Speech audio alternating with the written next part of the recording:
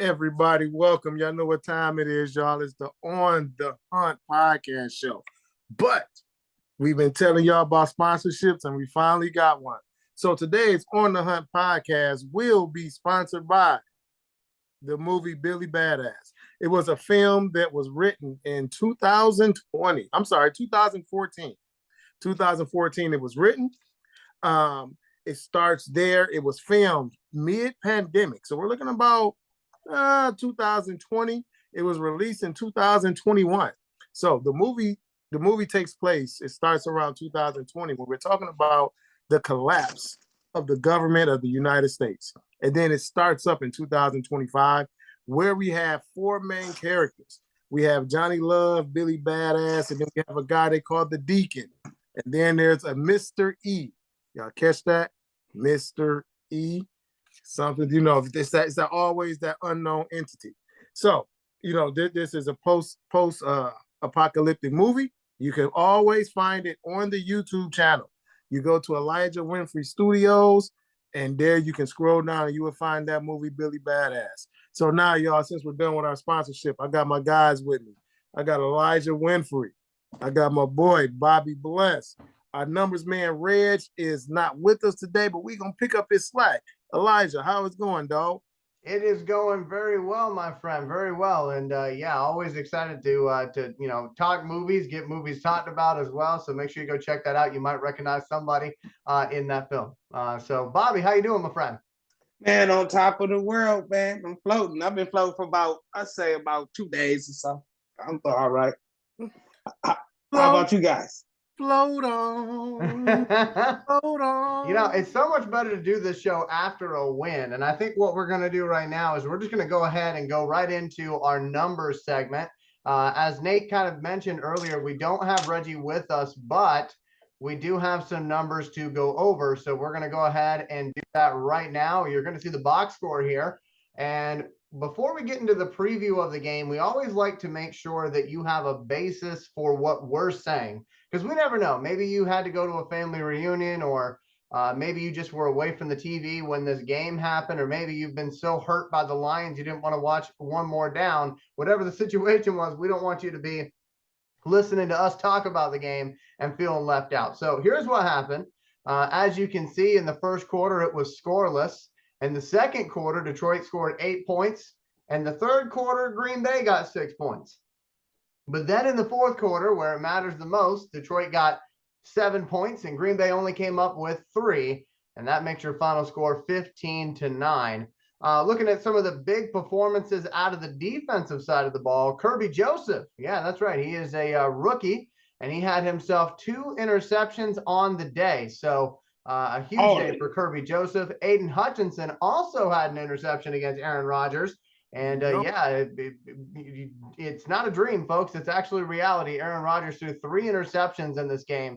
Was not playing very well at all. For Jared Goff, he was actually the better quarterback of the two. He went 14 out of 26, 137 yards, 2 touchdowns and 1 interception. But I want to leave this screen up here and call on my guys. Nate, is there any specific stat that you are looking at here on this screen? One of the things that a guy, like I said, Kirby Joseph was excellent. Aiden Hutchinson, excellent. But also one of the biggest things, one of the stats that's not on that screen, is that Aaron Rodgers hasn't thrown 3 picks in a game since 2011. 2011. So for me, that is huge. Our defense came to play. Kirby Joseph is trying to fill that role that Tracy Walker left vacant when he got hurt. That we lost him for the entire year. But Kirby Joseph, a rookie, is putting the league on notice. And if people aren't paying attention, I want to say that is that 3 or 4 consecutive weeks that Kirby Joseph has forced a turnover. He's got 2 games with consecutive forced fumbles. This game, he had 2 takeaways. So that is 3 consecutive games with a turnover, Kirby Joseph. And we got to get some love to that boy, Derek Barnes. Derek Barnes has been up and down, but he came to play. I mean, he did his thing. He handled that position. And man, big ups. Bobby, what you got, dog? As far as numbers wise, man, that first quarter, man, to be honest, that was some bad football. I had to look around to make sure I was hey, man, they were scoreless in the first quarter. I had to make sure I wasn't at no college game or no high school game or nothing, you know what I mean? It didn't look like no pros out there at first, but the defense, for me being live there, the defense really did their thing. So as far as the number of the defensive numbers is, hey, that's really all I want to talk about. The offense wasn't really impressive, but them defensive numbers, especially the keeping the score down and them turnovers, man. I know that we haven't been playing good defense in a long time, man. I was wondering, like, how long has it been since we played defense that well? So that's pretty much what I got for the numbers, man. That's Okay. it. I can't beat Reggie, man. Well, we are all anxious to find out. And you know where I'm going with this, Bobby Bless. We are all anxious to find out, my friend, how was it on the ride home with the #1 Packers fan that this show knows? The music was blasting, man. Hey, man, I was ready for the couch, whatever it took that day. I was taking one. They won, so I could take one for the team. So it was to be all the way 100. It was Money Bag Yo. Pop My Shit all the way from back to Detroit. So Bobby, are you trying to tell us that you're recording tonight's episode from witness protection? Oh no! But they're thin ice, eggshells, that type though. Okay, blink twice if you need help. Okay, blink twice. Yeah. Okay. I got you. Wait, hold on. I'll wipe my glasses off. Oh man. To be honest with you, man, my wife was real happy for me, man. She don't mess with Lions fans, but she loved this Lions fan. So. Yeah. Yeah, so the main thing I did was just get her out that damn Ford field as quick as possible. Right. Like, then hopefully nobody yell "Go Lions" in her damn face, and then I'm like, God damn it, I knew one of you dumb. But I was happy though, man. It's a good time. It's something she never gonna forget because it was her first game seeing them, so she was excited. No way the outcome was, to be truthful though. Well, I'm excited for you guys. That's awesome. So and I'm obviously especially excited that Aaron Rodgers played so well for her in the first game that she saw. So yeah, that came up. That did come up. I'm gonna watch out, otherwise I'm gonna get smacked all the way here in Messina. Right, but anyway, be like, oh, Bobby's at my house. What's going on? Hey, them wives gonna connect together and just across the country, man. Like the Power Rangers, they're all gonna come together like a door. Power Rangers.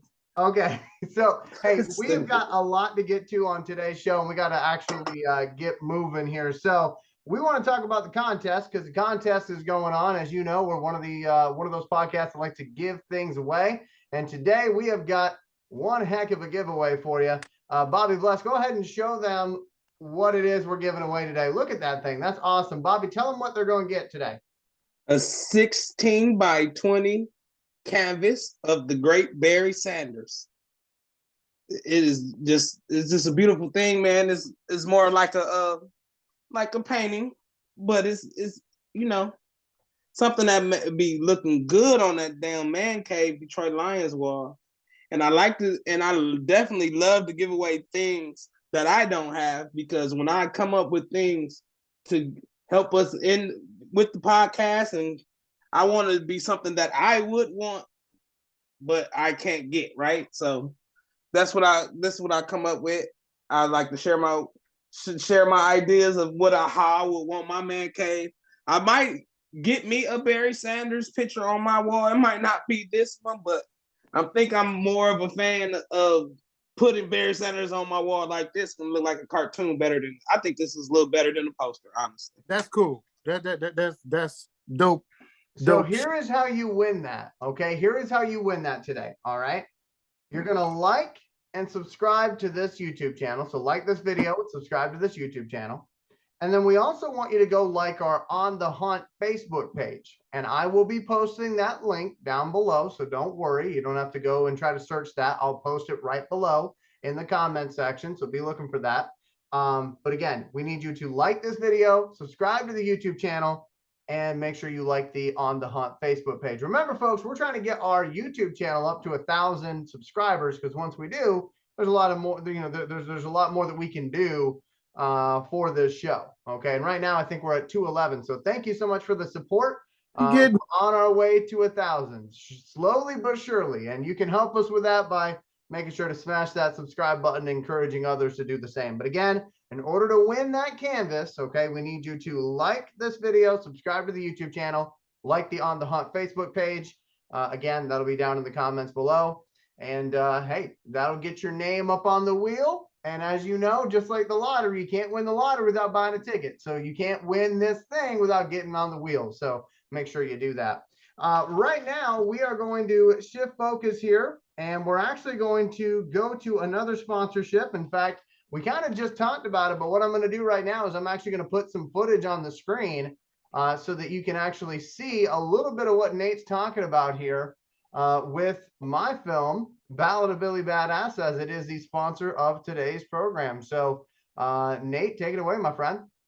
All right, again, everybody, this is what we've been hoping for. We've been looking to get sponsorships because, again, this is the way that you allow us to help you, whether it's people on the show, whether it's a small business, whether it doesn't matter where you stay, where you're located, any of that. Again, it is allowing us to help you. If you want to get your business out there, regardless what it is, if it's gym shoes, t-shirts, film, food, whatever it is, allow us that ability to help you, and this is what we do. This is what sponsorships is for. How else do you get your craft out there? By having somebody else talk about you when you don't even have to say the word. So again, this movie here is called Billy Badass. Our four main characters.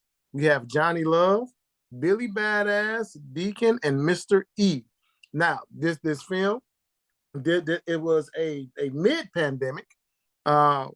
Again, what it entails is pretty much what the idea of the creator had if the United States government had collapsed. So he's giving you his rendition of what the world would look like if that government collapsed, and this is what we're looking at here. So that collapse will start in 2020, and 2025 is where the film will pick up from. So in 2025, everybody's in place.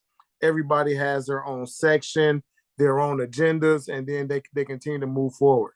The film was written in 2014, and you can find this movie on that YouTube channel, Elijah Winfrey Studios. And that is our sponsors for today. And I appreciate that, Nate. And just because I want to make sure that people know that man on the screen right now, he's going to be okay. It's man, that looked like some gangster. That looked like some gangster shit. And if you notice, the man dunking that poor man's head into the water was me. So if you want to see a completely different side. Yeah, but I never seen this Elijah before. Feel free to check that out. Definitely not a kid's movie. This is not one that you're like, hey, it's Thanksgiving, let's watch a nice holiday film. That's not that one. But check it out. If you like gangster movies, you'll probably enjoy this one. I know I had a hell of a time making it. And that water that man's head got poured into, absolutely disgusting, by the way. So we're going to move on here to our prospect recap. And this one's going to be pretty short and sweet for me. Obviously, I've been on the Hendon Hooker train this entire time, and that Hendon Hooker train got derailed by a team that I absolutely despise with every bone in my body. But hey, man, hey, if you're going to look bad against anybody, you got to look bad against Georgia defense. He ain't look bad against where are you Tech or nothing like that. You feel me? Are you Tech?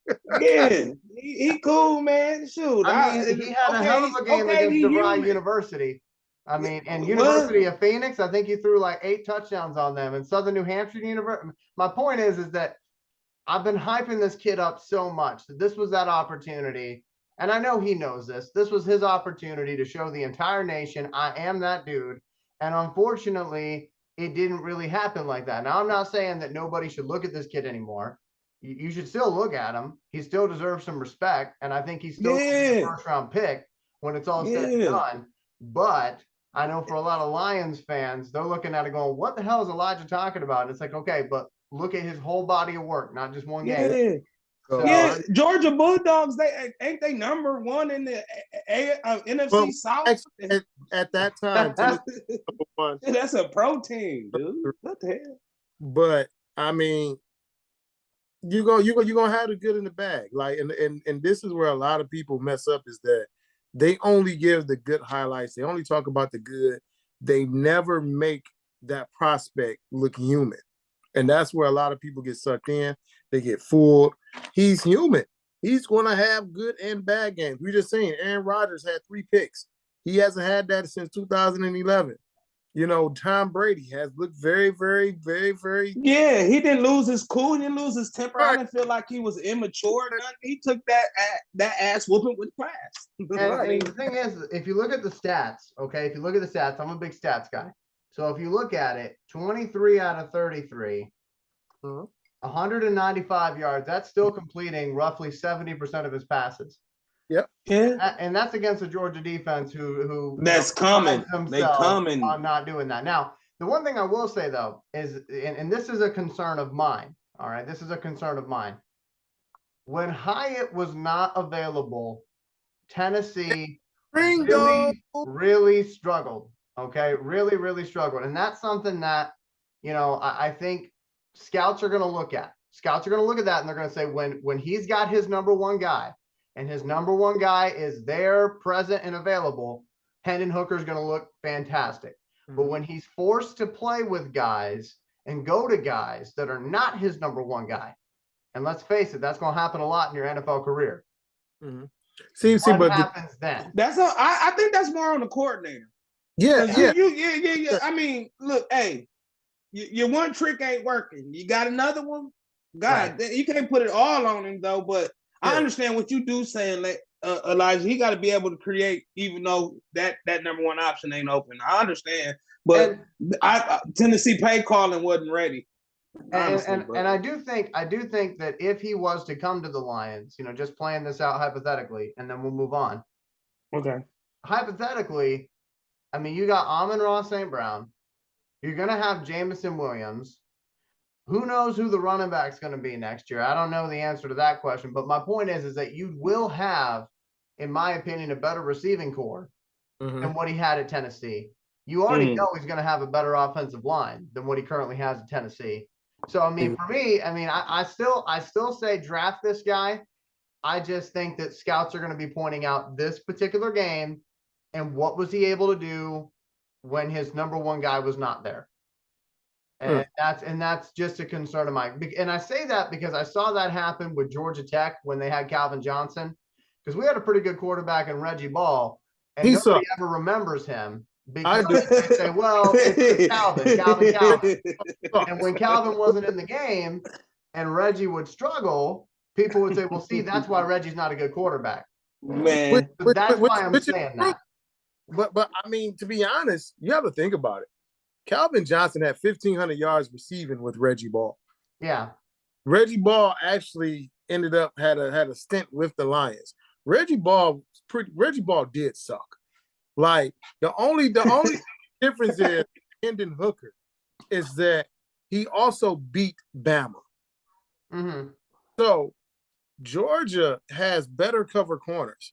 And then on top of that, you're talking about I put our best corner, who's 9 times out of 10, Kelly Ringles is going to go in the top 5. He's a definite, lock in for, a top 10 selection, top 5 selection. And your best guy, if Jalen Hyatt was to come out, Jalen Hyatt wouldn't even be a first round guy. So he don't got the tool. He don't got the tools. Right. Yeah. No. So he really doesn't have those tools. Yeah. So I won't really fault Hendon Hooker for that. as much as I would fault the coordinators for not getting him in better plays, in short yardage plays, so that he can maximize his talent around him. Because, hey, if you're looking at Tennessee's recruiting class versus Georgia's recruiting class, Georgia's been number one. Actually, they've been number three the last 4 years. They've been top three. Tennessee I think Tennessee's only had a top 10 class once in the last 4 years. So that shows the difference in overall talent. So, hey, regardless what Hendon Hooker did, going up against just the talent itself, there's only so much you can do. I can only coach with what I have. I can only throw the ball to who's open. That's all I can. I would love to see him. I love to see him in a bowl game against a Big Ten team. I think that's a distinct possibility. You know, I really do. Yeah. Tennessee's got a good record, so I think they'll be playing in a bigger bowl game. We'll see. Moving on here, Blake Corum from Michigan. This is Reggie's guy. Unfortunately, Reggie isn't here to talk about him, but I'll give you the. We got a Michigan fan. We got a Michigan fan on. I'll give you the staff. stats real quick from last week against Rutgers, which obviously it's Rutgers, so take that with a grain of salt. But Corum had 20 rushes for 109 yards and 2 touchdowns. They didn't throw it to him at all, but I don't think they really needed to. But Nate, I mean, it seems like another solid performance from Blake Corum. What do you think? Blake Corum is, you remember the Titans and Herman Boone, what he said about his offense? Yep, 6 plays. Simple. That's what Blake Corum is. You give him the ball, he produces.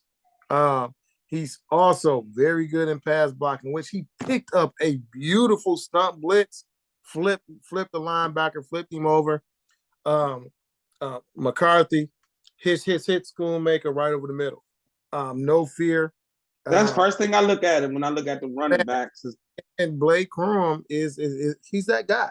Right now, he's, according to, if I'm not mistaken, the last 3 Heisman running backs at this same point in the season all had 1,000 yards, including Blake Corum, but Blake Corum has more touchdowns, which included that guy, King Henry. Whoa, for real? Derrick Henry on that list too? You have Blake Corum, you had Derrick Henry, and then there was another Bama running back. He didn't do too much, in the league, but hey, Richardson was good at that point. Oh, he was blind, man. I remember him. He was blind. So I remember him. Last thing, because I already knew Bob was gonna call him blind. He was blind as heck. Hey, but other than that, Blake Corum right now, I think this is going to be game number 9 we're going into, and he has 1,000 yards and he has 15 total rushing touchdowns. And keep in mind, I used to say, hey, 6 plays, like Novocaine. So we also had another player as well for Nate, DeMarvion Overshone. I'm going to give you his numbers here real quick. So Texas beat Kansas State last week, 34-27. And in that game, Overshone had 7 solo tackles and 2 assists. No sacks, no forced fumbles, no interceptions. But Nate, what are you seeing from your guy? What do you think? Well, actually, the way they played him, because of Kansas State, and they have a very good running back in Deuce Vaughn, they made sure to keep him extremely close to that line. We do not want to lose containment. We do not want him on the outside. We want to make sure, hey, if you're the first guy there, you have to get him down. If not, we want game tackling. We want pursuit. We want to make sure that Deuce Vaughn does not break tackles and he is not getting to the outside. And DeMarvion did his thing. He made sure, hey, listen, when I get my hands on you, you're going to the ground. It's plain and simple. There is no yards after the catch. There's no yak. There's no rack. There's none of that. The only thing you got is whip play blown dead, start over. That's my guy, Overshone.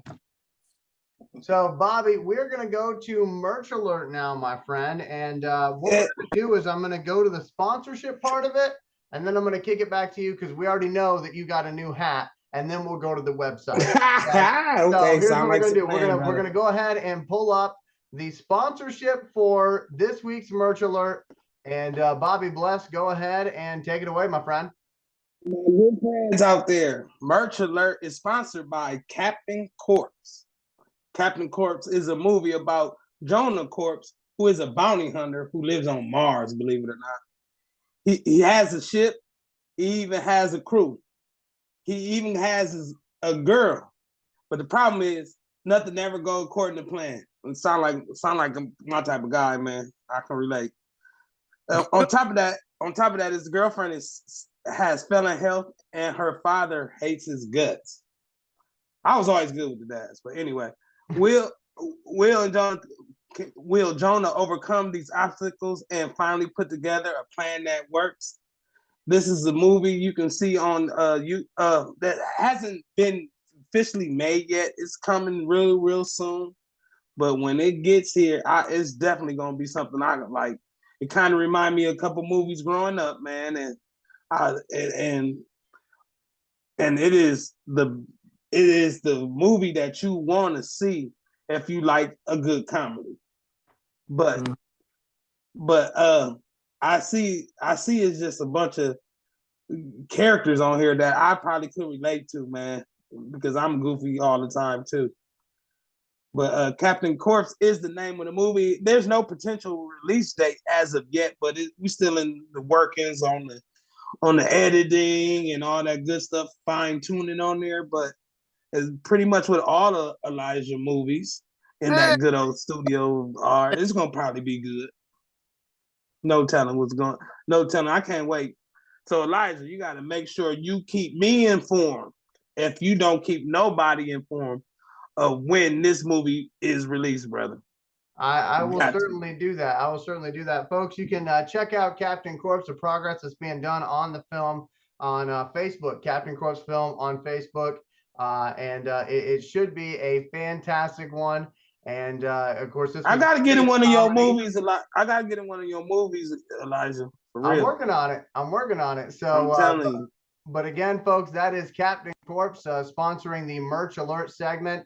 And again, folks, that movie has been filmed, but it has yet to be released, and it won't be released for a little bit. But as soon as it does, we'll make sure to let you know. And of course, the easiest way to know is by liking that Facebook page, Captain Corpse Film on Facebook. We're going to toss it over here to Bobby Bless now. And my friend, you have waited long enough. You have waited 5 long weeks for a new hat. Let's get it. Man, all my real friends know. When the Lions win on Sunday, Bobby buys him a hat on Monday. And this is my hat. Woo, that's a nice one. Yeah, it's kind of like an old school look. I have a lot of Lion hats, but the ones that got the cursive, there's something about that cursive make it look that much sweeter. Not so plain, I guess. But them cursive hats, they be calling my name. I go to Lids, of course, because when the Lions win, I can't wait for no email that my hat is confirmed, delivered with the shipping number. I have to literally go to the mall and pick my hat up. And I go to Lids. Elijah, if you can, my friend, can you pull up lids.com for me? Because that's my go-to for hats. I certainly can. Now, Bobby, do you want me to pull up the rewards program to talk about why you spend so much money with Lids, or do you want me to pull up just the site? Man, we're going to talk about the hats for just a little bit. Okay. And then we're going to jump over to the sites. All right. So the reward program. Because the reason why I want to talk about the hats, because I cannot talk about Lids and not at least look at some hats. You know, it's the real me coming out, man. I just can't help that. But anyway, so it's the traditional hats that you've been seeing probably on all the other websites. Traditionally, they all cost the same. But the thing with Lids, though, you can get a rewards program, and the more you buy, the cheaper they get. And sometimes you'll just get an email talking about today you can get a hat for buy one, get one free. And that happened to me a lot. And as you can see right now, if you were on the website right at this second, you would be able to get 60% off on the order. That's for 6. Oh, I might, hey man, after the show, I might have to go ahead and double back, man. I'm looking at this live and like this is a live break-in. Like we need somebody to cut in with this one, man. But anyway, yeah, man, this is my go-to. They sell more than hats though, because some people ain't having bad hair days like I be having. So you might want some other stuff. They got if you want to go over to the side, and if you want to click on that collectible memorabilia, because I know I've seen this a couple times, and they got some good Lion stuff that you definitely wouldn't see like on an eBay or anything like that. And the good thing about ordering stuff from Lids, it's guaranteed official. You know what I mean? It's it's signed. You don't have to worry about did a guy just sign Bobby Bless on it and make it think it's worth money. I heard that somebody mentioned that to me this week. But anyway, but make a long story short, like when you go to websites like this, because you don't have to worry about fraud. You don't have to worry about buying bogus merchandise, counterfeit merchandise. These signatures will come with an authentication that you can really put to the bank that makes you know you got something. But Elijah, if you don't mind, when you get to the bottom of that page or whatever, we can go talk about that rewards program if you want to, brother. Yeah, I just think it's so cool to see. They got a David Blau autograph. Oh my goodness! Yeah.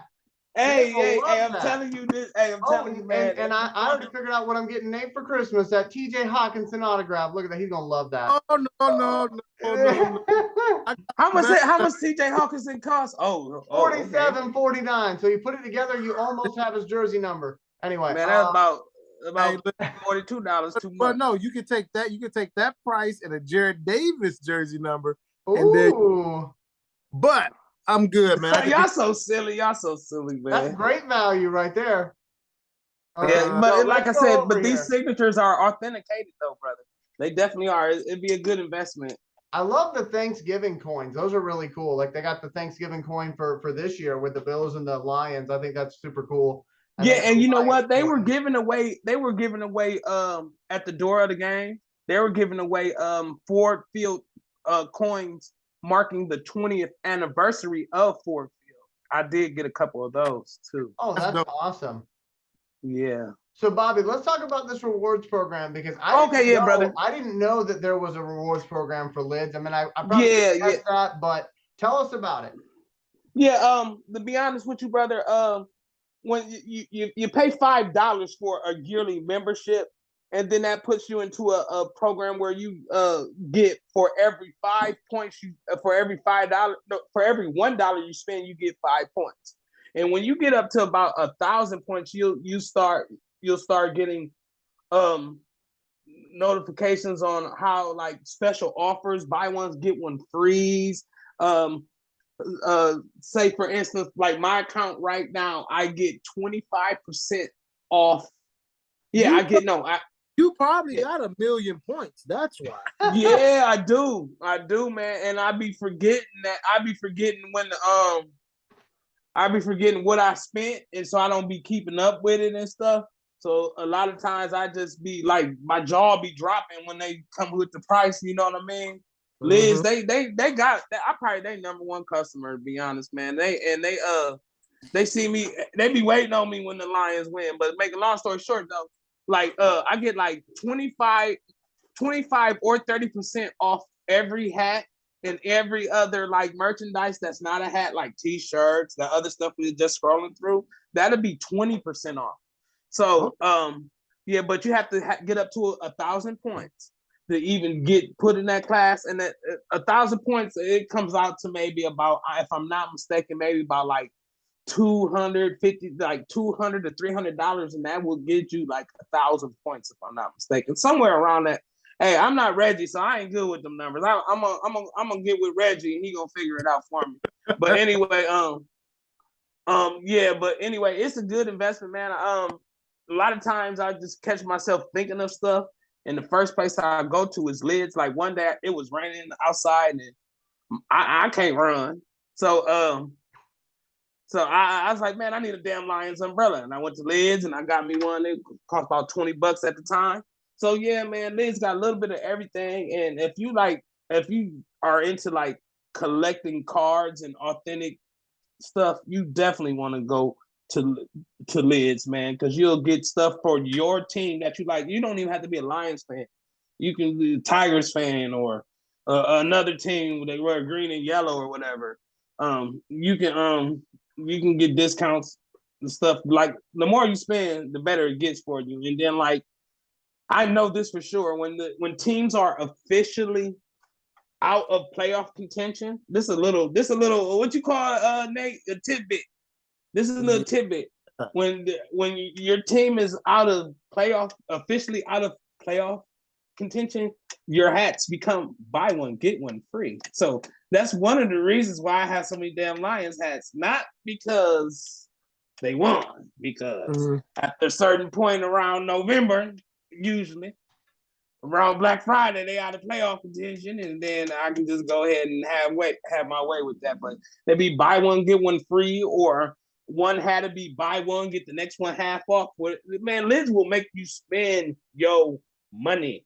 Well, mine for sure. But that's pretty much, yeah, that's all I got for merch alert.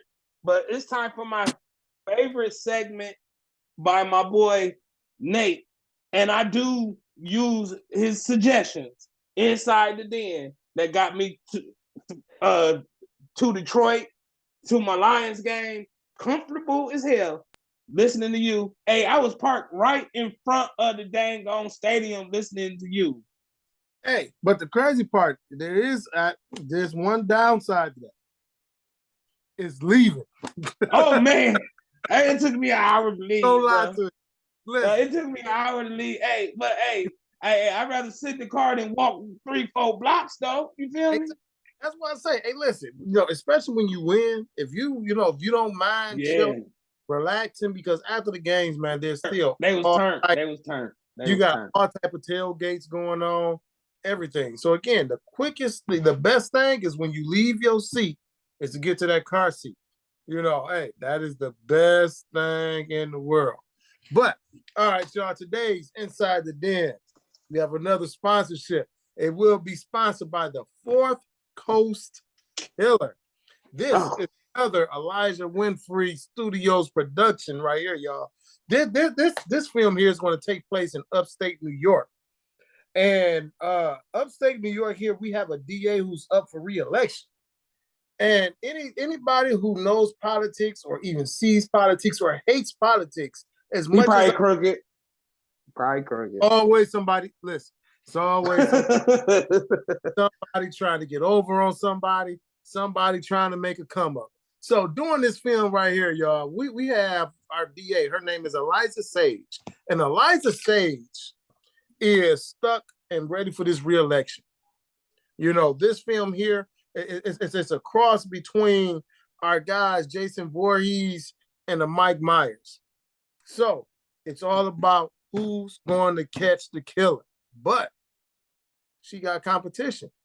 You in New York, everybody's about self. So she's got two detectives. She has a Max Corney and an Owen Cooper. These guys, they've got their own reputation. They're not worried about her being up for re-election. It's all about self.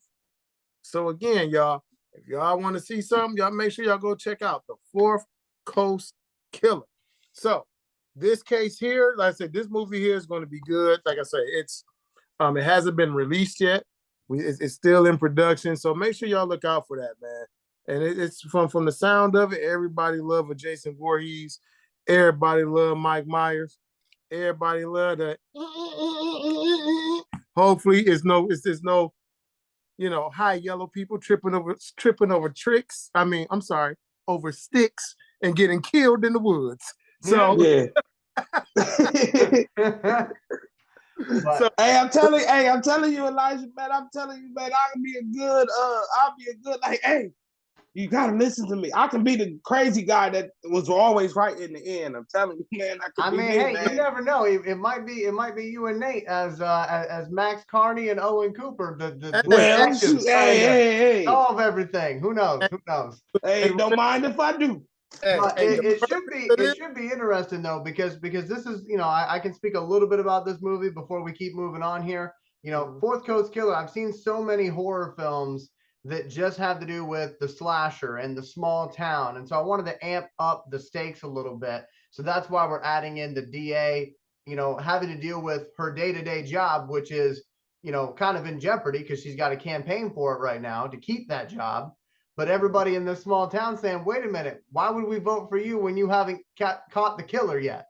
So it's kind of interesting. And Isla Sage is just doing everything she can right now to protect the job she worked so hard for. And here comes Max Carney and Owen Cooper trying to, trying to swoop in and take the credit, which, by the way, they are being paid by her political opponent to come in and solve the case. Hey, listen. There's always lots of webs.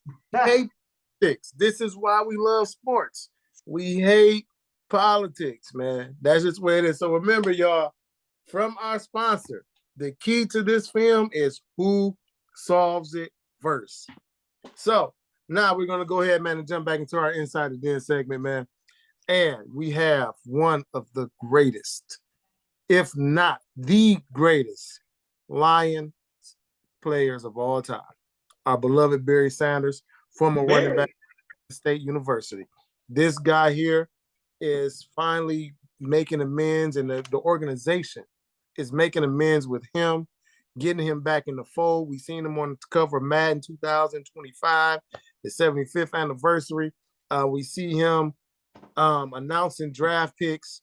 Now, Barry Sanders will get a statue at Ford Field. You cannot long overdue. You cannot tell me how important that is. So we're gonna get into it. The Detroit Lions announced at halftime during the home game with the Miami Dolphins.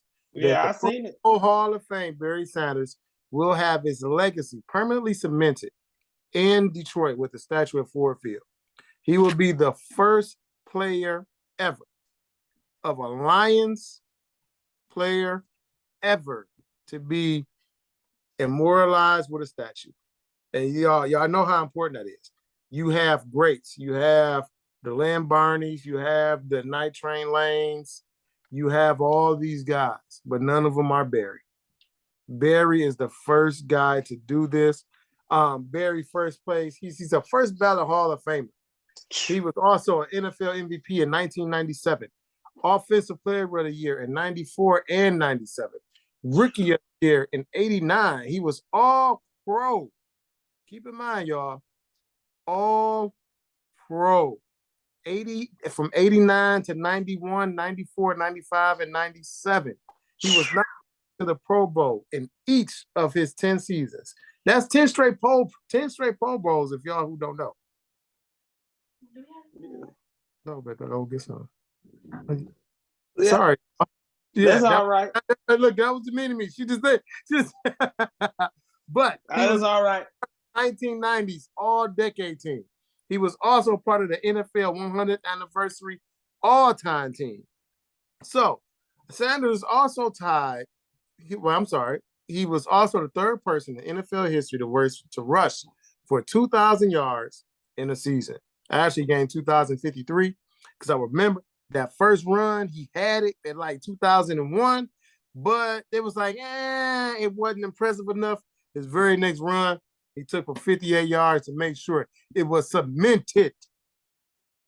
I would have gave him the statue to stay. Like, we're going to build you an 8-foot statue to stay. Hey, that's what it's like. Like, some of the things that Barry Sanders has done. Barry Sanders has 4 200-yard games. His most productive rushing yard game, he had 237 yards. Dang. Now, this is the crazy part. This is the kicker. Y'all, do you guys know who he has the most rushing yards against? That's a trivia question for y'all. Tampa Bay Buccaneers. You would think that, but it ain't. But he stayed juicing milk, man. Man, you lying. Nope. Barry Sanders, most Bears. SVU team is actually the Arizona Cardinals. Oh, Real. Hey, man, that was a good one, Nate, because I'd have been guessing here all night when he said the Yes. Cardinals. Yeah, Arizona Cardinals. He has a combined in every for all his rushing total against Arizona is 438 yards. So, I mean, hey, I remember the game against Tampa Bay. He had 2 80-yard runs. I remember that. He was gone. And you think about it. The crazy part is Barry only has 4 200-yard games his entire career. Damn. But that's crazy, man. But this is the thing that shows. It shows. Remember, I talk about it all the time. The best thing a player could be is available. That's availability is your best trait. And one thing that Barry was always available. Barry was very rarely out, very rarely hurt. Took care of his body, and just endured the NFL for 10 straight seasons. 10 straight seasons of being to the Pro Bowl every year. Every year. And it's very rare you hear a Lion. Yeah. MVP and Offensive Player of the Year. Hey, we leave it up to the great one. Sorry, Rock. We got to steal it. Our people's champion. It's his statue. Our boy Barry Sanders. So, now we're going to hear you. There it is. There he is. So, y'all, if y'all don't remember, that contest, we told y'all what you got to do. If you want to make sure you have that canvas, hey, you know what you got to do, y'all. I'm not going to cheat and tell you. You're not going to get it the rules of my section. Oh, yeah. Oh, you trying to get it, huh, Nate? I see you, Nate. I see you. Okay, so Special Victims Unit. We started this last week, and I can't wait. This my boy Reggie. I'm a flex with Reggie. Doctor in the house. Our special victim this week. That boy, I seen him complain. I seen him cry. The second player of the game, man, he was frowned. He was frowned up. That boy looked extra ugly. Everybody was calling him Poe from Con Air. That boy, Aaron Rodgers looked like, that face with the smile, not cry later. That boy was so ugly on the sideline. He was throwing them hissy fits, boy. Man, you can't blame nobody but yourself. So our special victim this week having 3 turnovers forced by rookies. Them rookies showed out, didn't they? No. Our guy, Aaron Rodgers. I'm going to clap.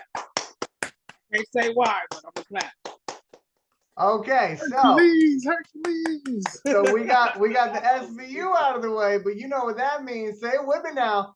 Stupid boy. Big boy. So, the stupid boy. We got another duel, man.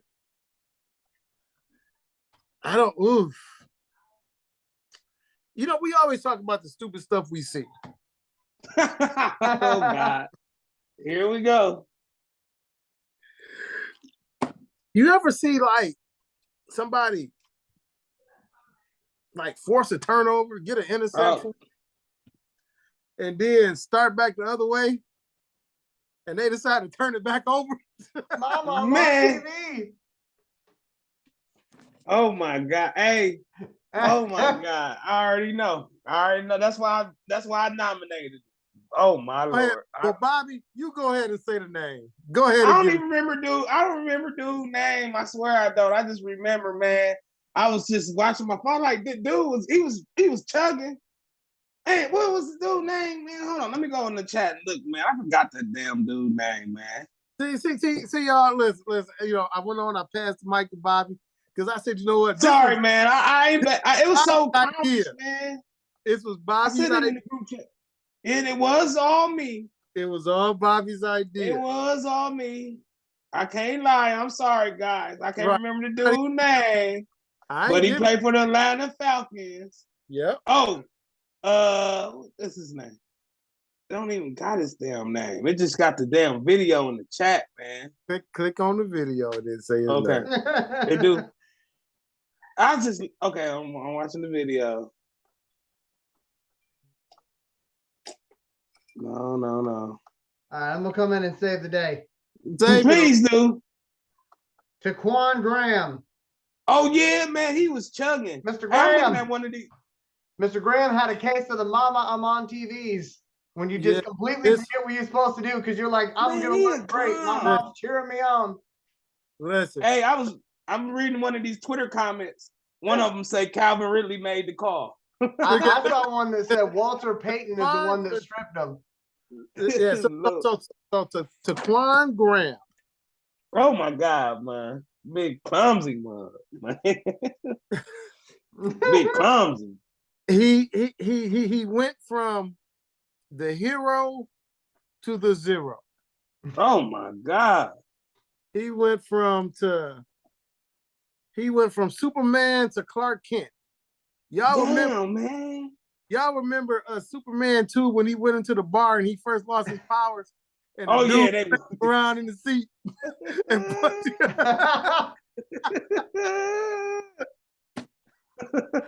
oh he man, put him around in the seat and then slid him down the bar. That blew the game. That blew the game. If the Chargers would have if the Falcons would have kept that damn ball, it was over. Yes, he lost the game. So y'all, that is our Super Bowl award goes to Mr. Taquan Graham. Now we've time segment, y'all. We can get ready to preview the Bears, and I'm gonna start with my boy Bobby. What you got, dog? Man, we look. I'm gonna just let it all out. We gotta beat these dudes, man. Cause me and my boss got a bet at work where the loser gotta buy lunch and stuff. I was, hey man, this is one of the weeks where they got to really back up this shit I'm talking, man. I'm telling dude, I want some barbecue bear meat and all this kind of time stuff. Man, just being silly, man. So I really put myself out there for these damn Care Bears, man. And my preview for this week about the Bears is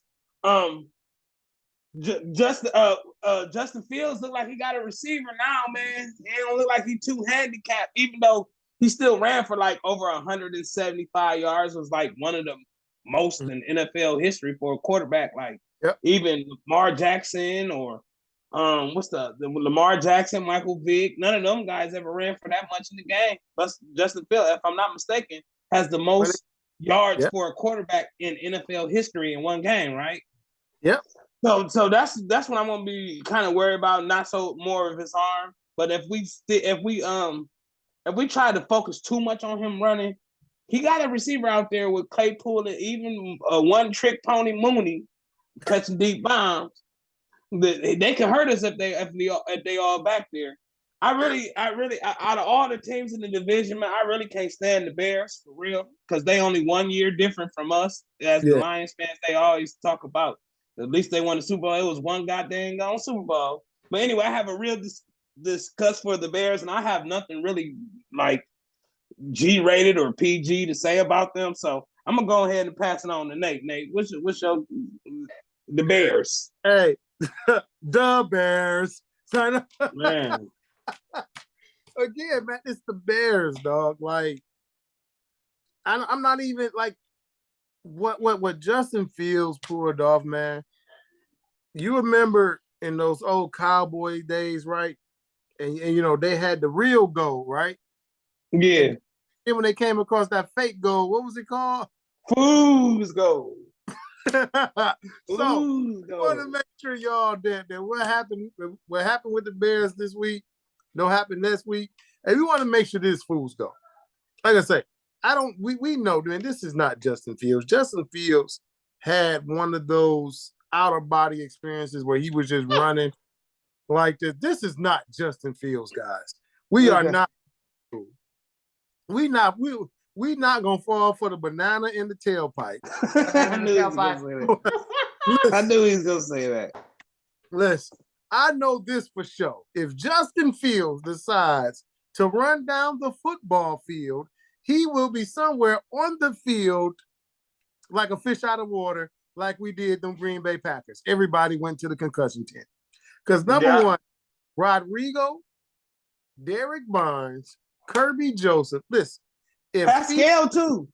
Yes, and Anzalone did good. If he decides to run, oh boy. Oh boy, oh boy. Yeah, Anzalone been out there hunting too, man. Somebody might be under a blue tent if he decides to keep running. So, hey, who is they backup? Nobody. So anyway, on to the next one, Elijah. Well, hey, I appreciate the everything that Bobby said, everything that Nate said. I'm gonna say three things about the Bears. Okay, number one, this game is in Chicago. It is November, so we got to talk about the weather. Okay, as much as that's not what anybody wants to hear about on a Tuesday night, because it can change by Sunday. This is what the forecast is saying right now for kickoff. It's saying 37 degrees. Okay. And it's saying wind of about 10 miles per hour. Oh, well, shit. Neither one of them can throw. So field a golf. That's what I'm saying, though, is that, for our team, that's something to be concerned about if we're trying to throw the ball anywhere past 7 yards or 5.5. But man, there's probably a lot of running in this game. And so I wanted to start off with the weather because that's going to be a factor, especially because obviously I do radio every morning.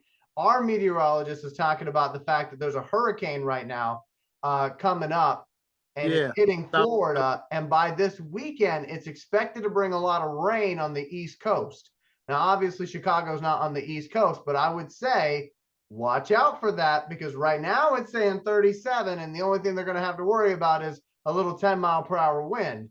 But by the time that hurricane, if it does what it's saying, man, if it's raining, I ain't even watching the game, man, because I ain't about to watch Jared Goff and try to even throw that shit. Well, I'm just saying, because it's my job to, tell people what they don't want to hear.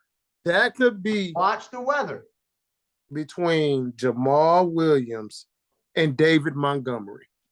Right. They got another kid too that run. I can't think of his name. Herbert, he sucks. So that's my first thing.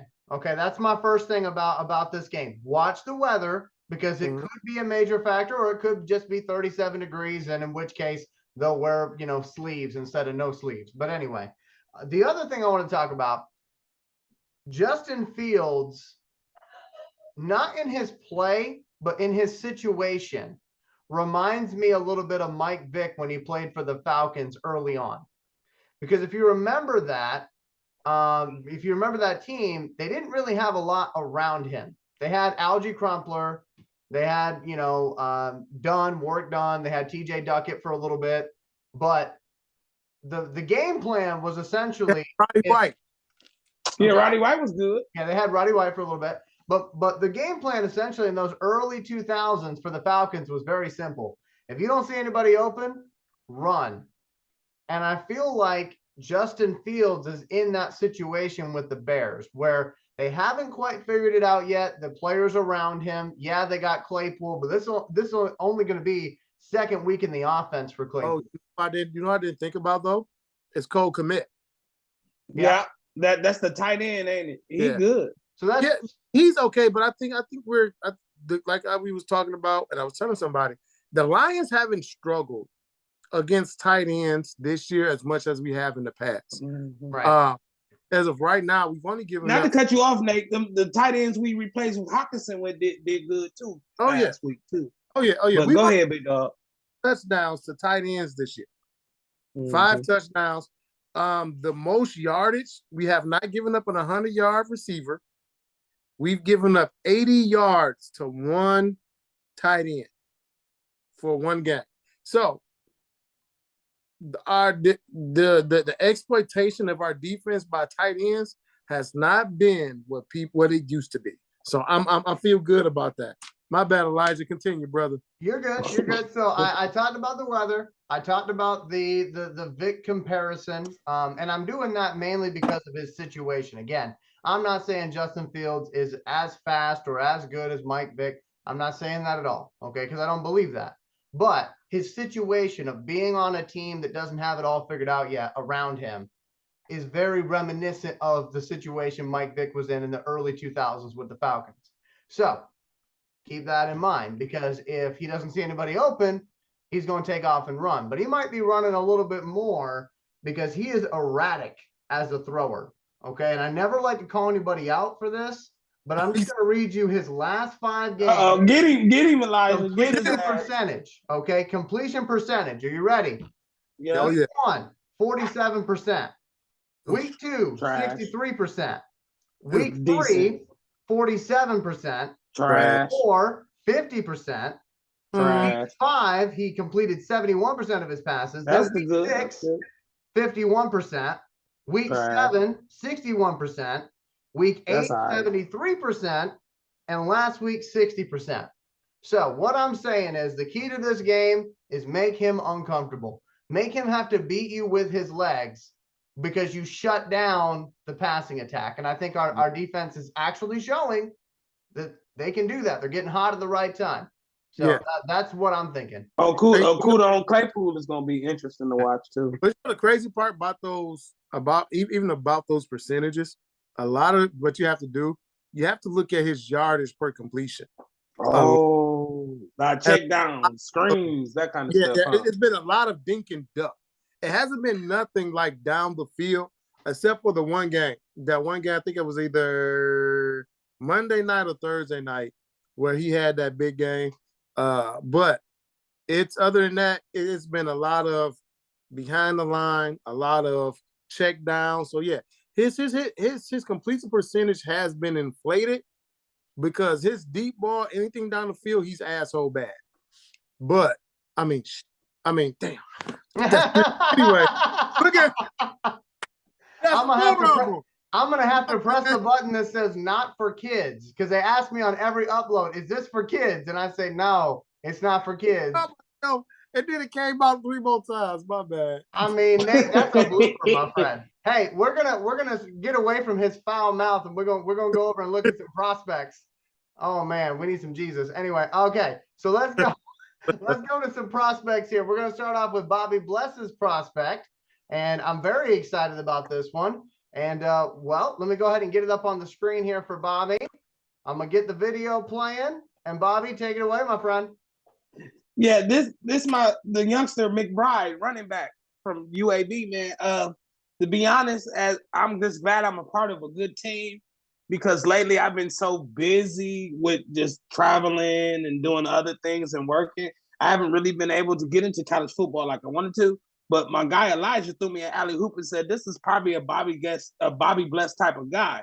And I'm looking at him. He's from a small college, but the thing I look at is how much he's better than the competition. You can tell he's obviously the best player on the field by far. And when you a guy from a small school, you want to really dominate the competition.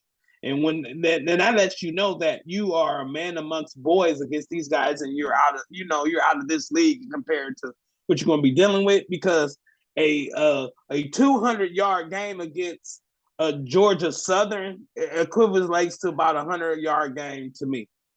So against a top 5 school or whatever. So that is interesting. I love his speed. He has great vision. But the thing I like about him the most is when he is one of the few like running backs that I've seen that hits the hole full speed. Like he's already running full speed going through the hole. So that automatically lets you know he knows he's reading the defense. He knows exactly where that line is going to open up for him. And he runs behind his pads. Most of his yards is after contact. And if you a guy in the NFL that can get yards after contact, that makes you a guy that can create on their own. Being the ability to fall forward is also a residue of running behind your pads. So I like that, and I like that he might not be playing against NFL players, but he making sure they look like they're not NFL players, if you get my drift. This is a guy to look out for. Unfortunately, my thing is, as my brothers know, that I love to watch the pass pro because that shows you how if they can recognize the defense and where the blitzer is coming, because that's going to be the main thing that he's going to have to learn. But from his highlights, I don't see much of that. So this is a guy that we will be continuing to talk about in the future. And as I see some more pass pro, I'll definitely speak on it. But as far as this running through the hole and that vision, and it looks like it's a little bit of a zone blocking scheme too. So that means he reminds you of Frank Gore. Yeah, right. Yeah, he has a nice cutback too, and that's that cut and go, and that's the residue of a zone blocking. Kind of remind me of like Terrell Davis too. I don't know if that's too before your time, Elijah, because I said Terrell Davis. Well, hey, I know who TD is for sure. But anyway, but he games live. To me, he was the poster child of the zone blocking, one cut go type guy. So that's what he kind of reminds me of Terrell Davis. But that's just my opinion. But I would love to see him in pass pro. But this is a guy that can look out for it. Right now, he's probably not on too many people's radars. But when you want to pick a running back, you look around the third and fourth round. So I think he's on that kind of tier. And he's actually second in all of the NCAA right now in rushing yards. But those guys tend to get used up though. You know what I mean? When they be already hit their peak in the league. Right. But like I said, it looks like I don't know his injury history or nothing like that, but he looks like a smart football player though. 5'11", 215 pounds, by the way. Whew. Man, he like a little bowling ball. You know the crazy part, one of the other backs who made that zone blocking scheme like the shit is Thurman Thomas. Thurman Thomas, even Brian Mitchell. And a lot of people don't remember Brian Mitchell, but Brian Mitchell. That's the guy from the Jets. Was he the Jet? No, Redskins. Yeah, I remember. So what they did was they completely took him out of the running back and then made him primarily a returner. And also Curtis Martin. Curtis Martin loved a zone blocking scheme as well. So those guys, man, they benefited from that greatly. Yeah, I love his vision though. He got vision. If he can process it that quickly like he do in college, I think he's gonna be well on his way, man. Okay. All right, so we can tell that Nate's getting a little sleepy. He's had a long day, folks. So we're gonna go ahead with some of my he's had a long day. You see him anyway. So hey, we're gonna go to some of my prospects now. As I stop my video here, I'm gonna put another video on the screen.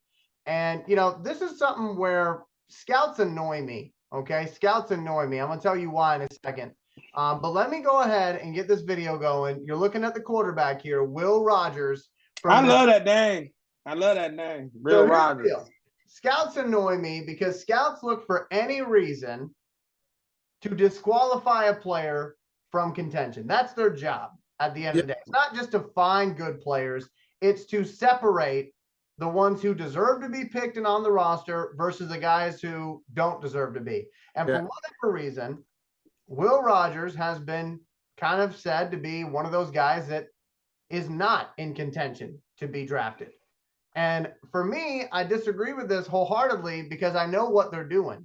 What they're doing is they're looking at the offense that Will Rogers plays in because he plays for Mike Leach. And you probably remember that name from Texas Tech when he was the coach over there doing the air raid system. And basically what I'm saying is the air raid system is not something he'll ever run in the NFL. Therefore, his skills that he's showing in the air raid system make him a system quarterback. Isn't that what Mahomes ran? That's exactly what I was going to go. That's exactly what I was going to say. So I appreciate it. I'm sorry, Elijah. I'm sorry. No, you're good. You're good. That's exactly. But Patrick Mahomes was kind of that guy to say, hey, wait a minute. I played in the air raid and I was pretty good. But if you remember in that draft, nobody was really talking about Mahomes. Everybody was actually making fun of the Chiefs whenever they picked him because they said all he's got is a good arm. And now we've seen that all those people who said that were idiots, okay? And I feel like Will Rogers is going to make a lot of people look like idiots because the last 2 seasons in the air raid offense, he has completed. In his sophomore season, he completed 73% of his passes. He had 36 touchdowns to 9 interceptions. And then this season, so far, he's completed 68% of his passes 26 touchdowns and 5 interceptions. And oh, by the way, the fact that I even have to say this is kind of 26 to 5 interceptions. That's not bad at all. It's not bad, but it's especially good when you consider the fact that he's in the SEC. Yeah. Right. Top competition. But again, he does not get the respect. So as much as I love Hendon Hooker, and I think Hendon Hooker is the more talented of the two, because I think he does a little more running the ball than Will Rogers does. I do like Will Rogers. I like his ability to extend the play. Again, he's not going to take off and run very much, but he'll move around in the pocket enough to get guys open. And he's extremely accurate given how many passes he's thrown. I mean, guys, his sophomore season, he threw over 500 passes, and he completed, like I said, 73% of those. But you know, And so that also means that he pretty much seen a lot of different defenses throwing the ball that damn much too. Exactly. But there's a downside to that, and it reminds me of a couple of quarterbacks too. One of them played at Hawaii. Colt Brennan. Yep. He's one of them, man. And you be like, dude, what happened to this guy? Like, dude, that's all Jim Jones run and shoot. I remember that. Man, and I mean, and it was bad. And you know, you would think with all the offense that he's seen, all that, but you were like, dog, he literally was just stuck in that system. Mm-hmm. But Brennan was man. You're right. I do. But the big difference here, and I know Nate would agree with me on this. The big difference here is that Colt Brennan, obviously, he played in the WAC conference, and so did Timmy Chang.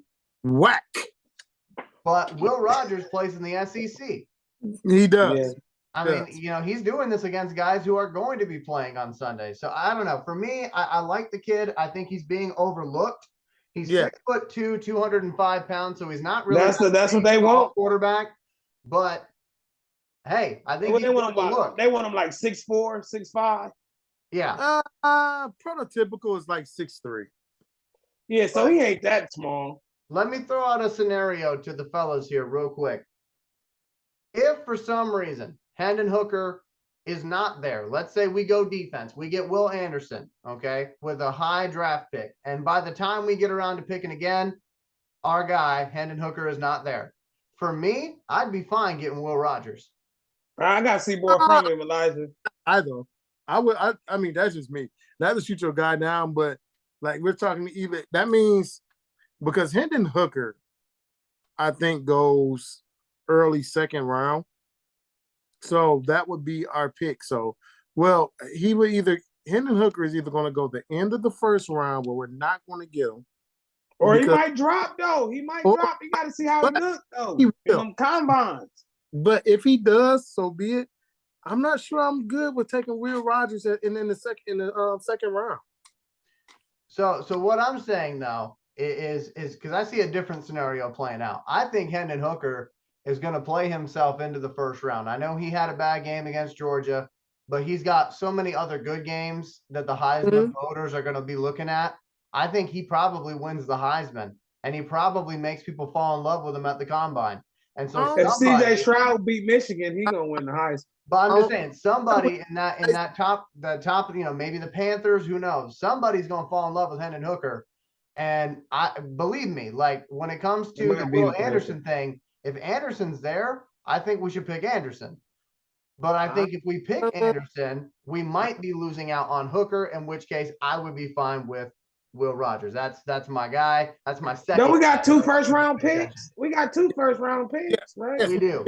First, and then we're going to have the second, depending on where we end up. Rams going to be top 10 pick.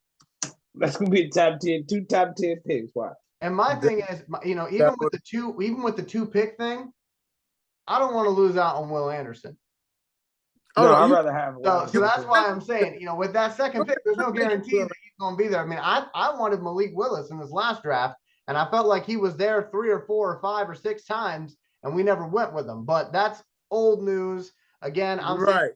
Yeah, don't get Nate started, man. Ain't nobody trying to hear Nate. The 2 quarterbacks I'm looking at the moment, Hendon Hooker, who I've already shown everybody, and Will Rogers, who I think, you know, he deserves at least a look. I'm not saying he's a first-round quarterback. I'm not even saying he's a second-round quarterback. But, I mean, Dak Prescott went in the 4th round from Mississippi State. He should have went in the 5th. It ain't like he doing nothing now anyway. Them I'm dogs, just saying, dogs gonna, Cam and they Zeke and talking everything about were some pretty good, but cowgirls, man. hey, they got me rolling, man. Prospect. We're gonna move on here to another prospect. This one's gonna be pretty easy for me to do here because there's not any video of this guy.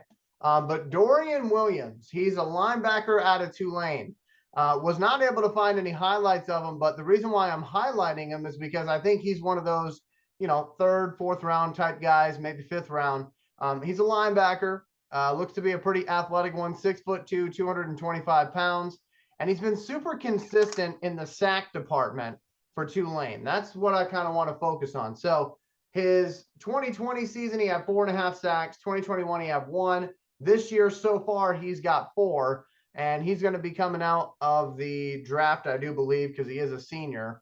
He'll be coming out with, at the moment, 9.5 sacks and an interception, but the potential to, get some more. Again, he's one of those guys that plays for a smaller school in Tulane. So, obviously you got to keep that in mind.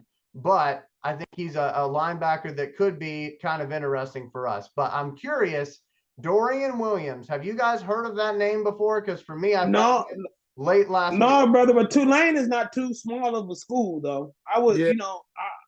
I wouldn't consider that like UAB. The guy is bigger than that, but yeah, I don't think that's too small in no school. Though. And I don't, Tulane's not too small. Just like I say, they're just in that shitty conference. But Yeah, we're thinking about Tulane. You look at their history; they're around the lines of a Rutgers, Maryland, Arizona State. Things of that nature. So they're not too small. But I am not familiar with Dorian Williams. That I am not. Elijah, you got one over on me. I am not familiar. You outdid the scout, man. Come I'm on. going to take that win, and I'm going to put that right up on my trophy wall. But again, Dorian Williams, take a look at that one because, again, Tulane, by the way, 7-1 this season. That's what got my attention was the fact they're 7-1, and then I went, okay, wait a minute. There's got to be somebody on that roster that we might want to have. Right. And so that's when I saw the linebacker thing, and I said, you know what? I mean, granted, our linebackers have suddenly come to life in these last few weeks, but never hurts to have more talent, and I don't think everyone's going to be looking at Tulane as an option or UAB as an option, but some of those small school kids. The same way you found them, somebody else going to find him too. That's the down. Mm-hmm. And the thing is, you look at those small school kids and you gotta say to yourself, sometimes small school kids work out. Jerry T.O. came from Chattanooga. Jerry Rice, I believe, came from a small school. The list goes on. But my point is, don't just disqualify them because they play in the Sun Belt Conference or whatever. Ben Roethlisberger went to Miami of Ohio. Yeah, I mean, you can look at, or you can have those Carson Wentz type guys. Yeah, it can go either way. Hey, we got to get to Nate's prospects here, and we got to go hurry up offense with this if we want to get everything in. So, we're creeping up on time. Man. So this one, we're only going to do 2 for me. So what we're going to do, we're going to start out with Zach Charbonnet. Zach Charbonnet is a California kid, 6'2", 205 pounds.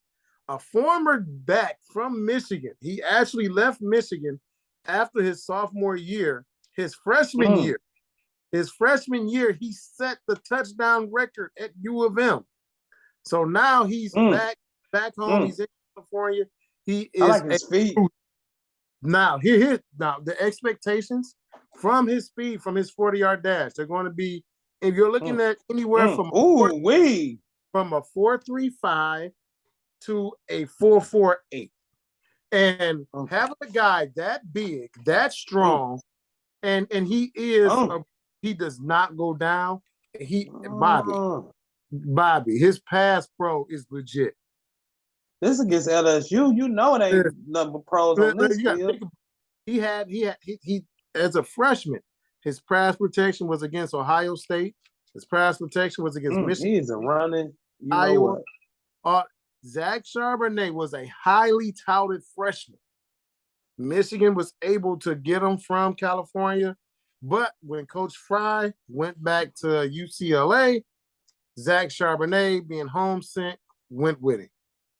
And so, see, look, but as you see, he has at that size the ability to completely change the field. Now, he is not a burner, but here's the thing.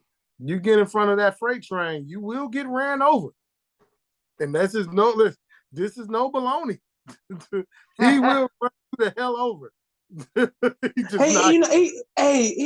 He kind of remind me of Corey Alexander, like.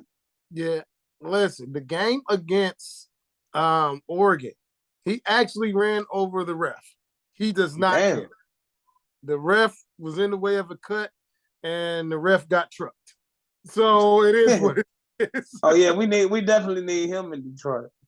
So Nate, your pro comparison for this guy, I'm curious, like who you would say he reminds you of. Robert Smith from Minnesota. Oh yeah, Ohio State running back. That might be before Elijah time too. Okay, that's fine. So this is what we can do. Somebody that's closer to his time. You can go Sean Alexander. Yeah, that's what I yeah. Robert Smith.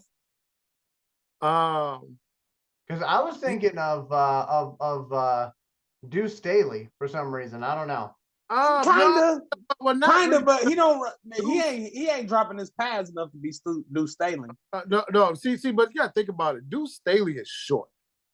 Zach is 6'1". Yeah, he is strong running. Yeah, you know so what? Talking about look how he did 23. Yeah, but look at his leg drive. Like he is pure power. Pure power. And he's nice. He's healthy. He's another guy. Does not get, man, his stiff arm is nice. Yeah, I was just about to say, man, he done put that stiff arm out there a lot. You know, that's what Deuce Staley was on DeAndre Swift asked about too. Yeah. And he does not run out of bounds. He will run you over. He's trying to fight. He does not care about going out of bounds. What I'm going out of bounds for? Yeah. What? He ain't getting no touchdown, did he? Yes, he did. Wow. Listen, Zach Charbonnet is the real deal. Shit, he on my list now. I like this dude. This is a real running back. This is a real running back right here. All right, so yeah, Elijah, I'm gonna do Eric All since we no longer have TJ Hawkinson. Okay. Let me get that. And that's he was balling though. He was balling though. Nobody care about Hawkins shit. You're killing me. All right, here we go. Eric All. So Eric All, y'all. This is the thing. On the downside, I'm gonna give you of Eric All right now is that he maxes out at his top end speed early. If he's got to go 60 yards, he gonna run out of gas by the time he hit 20. But 40 and in, Eric All is a complete tight end, catches everything with his hands. He is a superb blocker. He gets excellent release. He knows how to run every route from a post to a dig to a slant to a hitch and go. Eric All can do it all. And again, he's a reliable blocker. And you cannot put one linebacker on him and expect you to stop him. And he's super physical. He's another guy. He's not going out of bounds. He is going up top. Look at this, boy. I mean, I like that catch. That game against he actually scored the game-winning touchdown against Wisconsin. Look, just physical, man. 6'5", 260 pounds. Oh, he ain't gonna try to jump over nobody. He ain't gonna try to jump over. He can, but he will run you over first. Oh yeah, dang. He will run you over first. And I like him. Hey, one thing you can say about Jim Harbaugh, his linemen, his tight ends, his running backs, they be physical. They all be physical. Here's the second downside. He tore his ACL this year. Oh, he's gonna be a project there. He hasn't played since I want to say the first game, but but he is still a first, second, third round talent as far as a tight end. But again, due to that injury, He probably be third or fourth. He may slip down, but sure hands, a very good blocker. You cannot, you can't minimize it. And he's very good after the catch. But again, if you're looking for a guy that's gonna get you 60, 70 yards from run pass, Eric All is not that. But you need 30, he'll get it to you in a heartbeat. The part I like the most about him, like you said, Nate, he physical, he block. You feel me?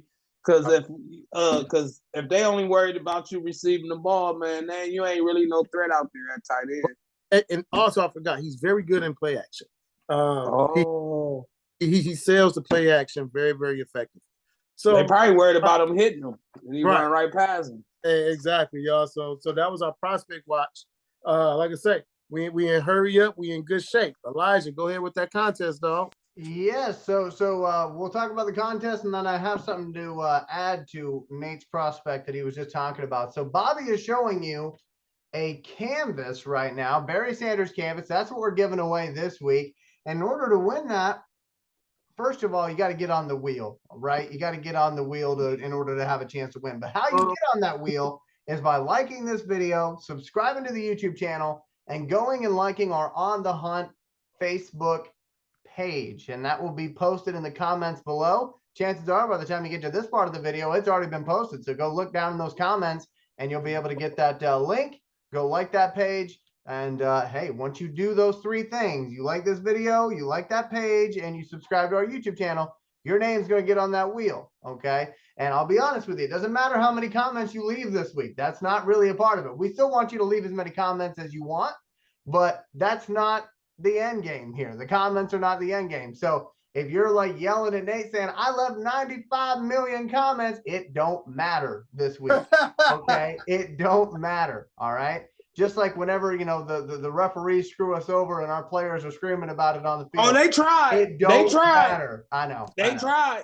So I wanted to add this to Nate's last prospect there in tight end all. So because he had that injury at pretty much the beginning of the season, it's a little bit of a different situation, I think, than Jamison Williams, who got hurt in the national championship game.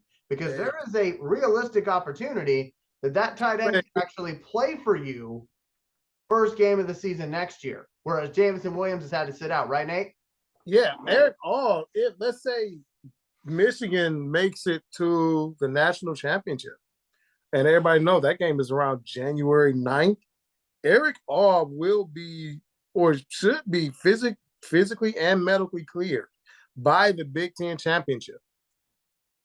So if he's cleared by the Big Ten championship, which means he's definitely going to play if we make it to the playoff and the national championship. So going into training camp, he's got a clean bit of health, and you've had enough time to evaluate it to make sure that ACL injury is behind him. Yeah, so I just wanted to throw that in there for anybody that's like, oh, well, he's injured, and we don't want to go through another year like we are with James. Right. We're wasting pretty much his first year of his contract.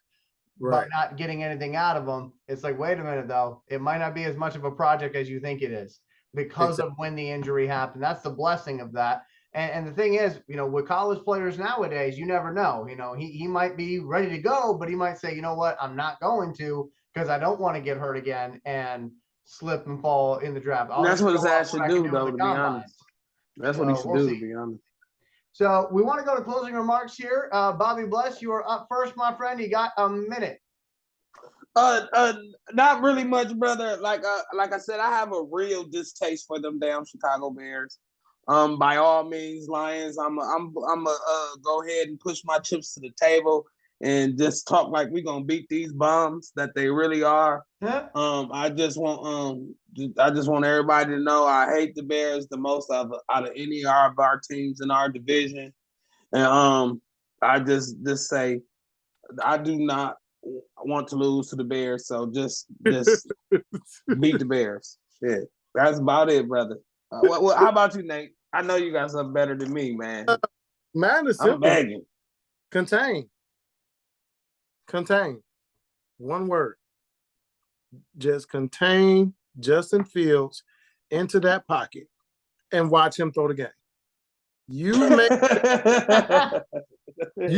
Justin Fields try to beat you with that arm. He is one inaccurate dude throwing down the field.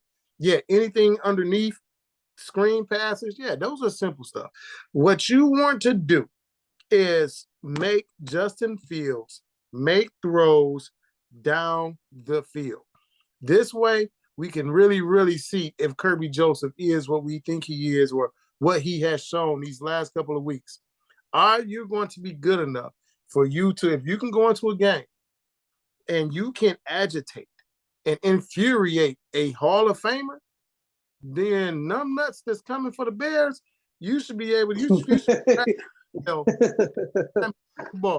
supposed to be cracking the shell. So I'm good, man. Like I say, one word, contain, Elijah. So I have to echo what Nate said, because I don't think I can live through another performance like we did against Jalen Hurts. Well, all he did was send everybody downfield, 3 wide receivers to the top side and the bottom side of the field, and basically just use them. Ain't nobody been able to stop blockers. that yet, though. Ain't I'm nobody just been able saying to though, but I can't live with that against the They Chicago got no Bears. A. Brown or Devontae Smith. They got one trick pony Mooney. Mooney, all they do is run deep, man. They better not let him get But nothing, again, man. And that damn hotel motel Claypool. but like I said, I have to echo what Nate said. Contain him. I don't really think his arm is going to be the problem, especially if weather is bad. But I will say I think his legs will be an issue. And hopefully our guys can play like they have been the last couple of weeks. And granted, we scored 15 points. Granted, we got the win. That's all fantastic. But offense, you got to score more than 15 points. You have to. You have to, because the last 3 weeks, the defense has done their job, and the offense has been barely existing. Bobby got his victory formation. Yeah, he did. Oh yeah, I did. Hey, it was good times, man. It was a good time. A damn good time. That is going to do it for us here on The Hunt. It wasn't 3 hours, so we hope you watched the whole thing because, hey, we all got bed to get to and supper to get to as well. So, hey, I'm hungry. We will talk to y'all next week. This has been On The Hunt. Don't forget to like, comment, and subscribe, and go like that Facebook page. We'll talk to you next week. 38.